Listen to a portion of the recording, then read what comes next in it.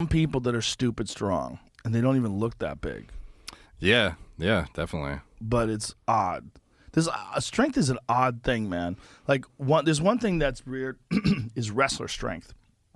Some of the strongest fucking human beings that I've ever met were wrestlers.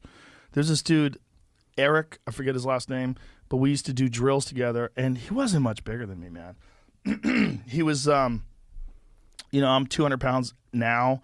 Back then, I was probably 190, and maybe he was 200, 205 at the most, so maybe he's 15 pounds heavier than me. Mm-hmm. And we used to do these drills, this knee on belly drill. The knee on belly drill is you're on your back, the guy has his knee across your belly, and generally like hands on one shoulder and maybe an overhook on one of your arms. And the idea is he's trying to hold you in place and you're trying to explode out of there, put pressure on the knee, hip escape, get out of the position. When he was on top of me, I wasn't going anywhere. This fucking dude would pin me down. It was crazy how strong he was.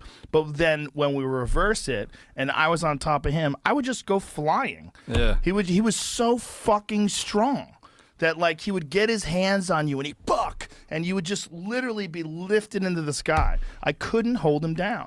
And it was this wrestler strength that is just, he wasn't that much bigger. Because there would be other guys that were that big and you would train with them and it was proportionate. It made sense. Like we'd roll with them and they were strong, but it wasn't freakish. And then wrestler strength is like a different kind of strength. They're so used to manipulating bodies and they're so used to just being able to push things. They're always just pushing and pulling and pushing and pulling, and they just have this fucking preposterous tendon strength. Yeah, it's weird how transferable or not some exercises are for, like, some people are just disproportionately strong at one lift for some reason. Yeah. Where they can deadlift a fucking ridiculous amount, but then bench they suck at, and then transferring to actual athletics, it might not even make a difference at all, and they get tossed around by some dude who can't even bench a fucking plate or something. Yeah. Well, it's there's a big one in martial arts where it's power. Power for striking is the strangest thing because you really can't. You can get people to hit a little harder. Mm-hmm. Like there's things you can do like cable drills.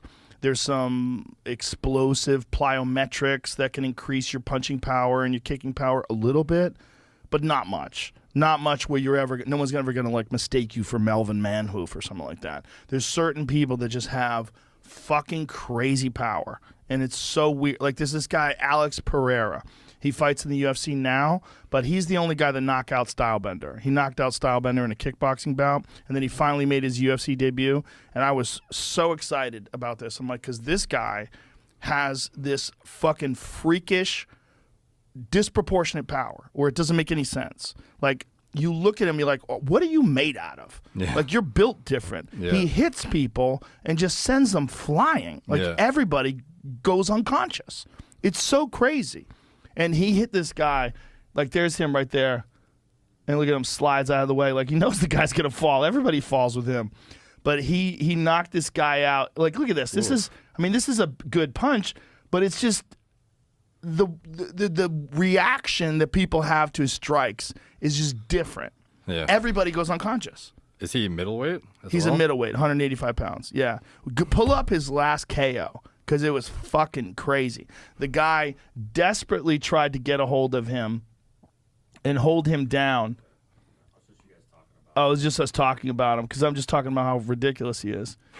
It's literally like the dude's made out of wood or something. Yeah. Like